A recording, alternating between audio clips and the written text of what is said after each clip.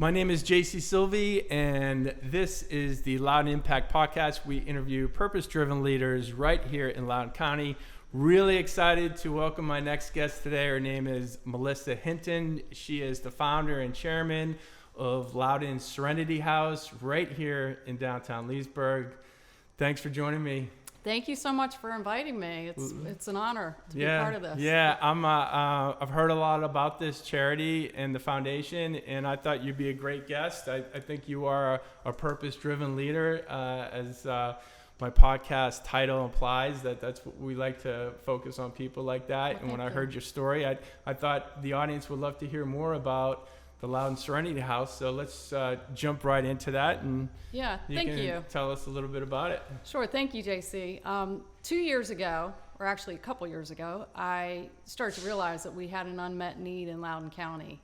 I have been in recovery, got into recovery as a young person when I was 20, and having gone through treatment centers and in a sober house, working with young women in the area 20 years ago when I moved here, I just realized this area boomed and there really weren't services for women. Mm-hmm. There are some for men, but none for women. So over the past few years, it's just really tugging at my heart. And I just said, I got to do something. We got to get this addressed. And sober living or recovery houses are really kind of the low-hanging fruit of helping people, because it helps people get through that first year of recovery, which is the hardest. You can go through treatment centers, quit on your own, but that first year is really critical of forming new coping skills and that sort of thing. So that's the focus for the house itself, and we are actually shooting in the house. It's under renovation, so you guys are doing a ton of work here. It's really neat. I think it's going to be a beautiful house, but tell me a little bit about the purpose of the house. Who is going to be coming to this home? Okay, so our resident that we're targeting is somebody that's been through treatment, an outpatient, inpatient, has had some exposure or understanding of substance use disorder, and has the desire and the motivation to make some changes and to make their life, healthy and one of abstinence. And we want to help them in their first year to kind of stay on track and accountability and learn personal responsibility. But when we have residents or accept them to the house, we really look for people to hear in their voice where they're at, if they're really ready to head down this road. Right. So what are some of the things that will give you an indication of somebody being ready? People having a bit of humility and saying, this is what I need to do. Maybe not what I want to do, but what I need to do. Yeah. There's a big difference. Right. Taking suggestions. People suggested that they went to treatment, so they've done that. People suggest that they look into recovery houses, so they're looking into recovery houses. Right. Starting to surround themselves with mentors and supporters and that sort of thing. Those are things that we look for. And of course, if they have a referral from a counselor or treatment center, that's key too. We want to make sure that people are medically stable when they come to the house, because we're not a treatment center. We don't want people to get in medical distress. It's residential living with structure. People will be working and paying rent and that sort of thing. Yeah, so that's a good point. They do work and they will pay rent, so it's not free. Right. But what's the support like? What do you provide in the house? So we have a house manager / recovery coach, and this person works with the women, gets to know them, looks at a weekly treatment goals for them, because each week they'll have not treatment goals, but recovery goals, because we're not treatment, recovery goals. So their support system and what they're doing to take responsibility for the recovery. They're going to see their therapist. They're going to self-help meetings. They're doing what they need to do to get well. They're eating healthy. They're exercising. So that's all part of the house environment. What are the responsibilities in the house? Do they share cooking duties? Absolutely. I mean, is there somebody like a rotation, that kind of thing? Yeah, absolutely. It's I guess you could say it's a sisterhood. So they will have a weekly house meeting and prepare a meal together, learn how to cook a nice healthy meal together. And also after that, they'll have a house meeting where they kind of talk about their chores and their sharing responsibility in the house, and talking about any issues that are going on, trying to be honest and lay things on the table, learn how to communicate. Right. And the house manager is there to help the women navigate, not necessarily be a heavy hand, but help steer them in the right direction on things. Yeah. How many women will be in the house?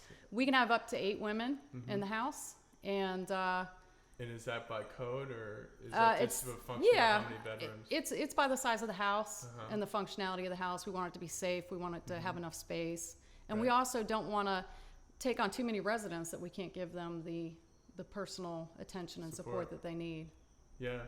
So this is a work in progress. Obviously, the house is.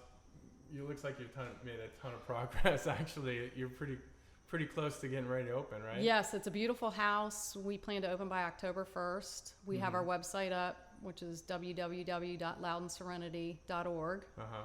And so people can submit an application for residency, and I kind of gave you some of the guidelines that we look for. Yep.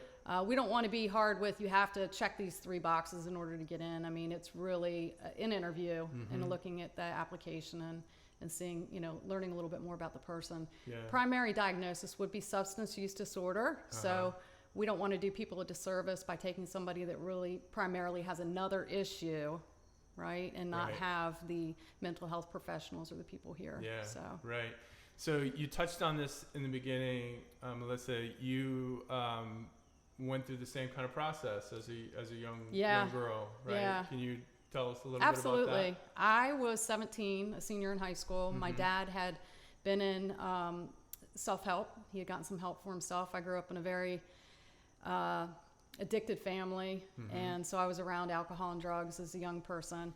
And out of the 3 of us kids, I was the one that was probably drawn to it the earliest. And so I found myself with an intervention from an employee assistance program and into a treatment center. And I was there for 30 days. I was 17. Everybody else in the treatment center was 25, 26 years old or older. Right. And I was a real anomaly. Yeah. There's a lot more help now, I think, for kids than there was back then.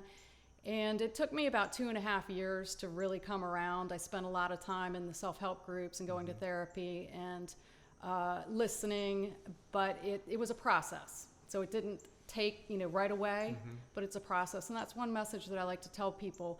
Often people will say, oh, my brother or sister's been through, numerous treatments and this and that. So my sister died last October, and we were very close, and we shared a lot of the same friends in recovery.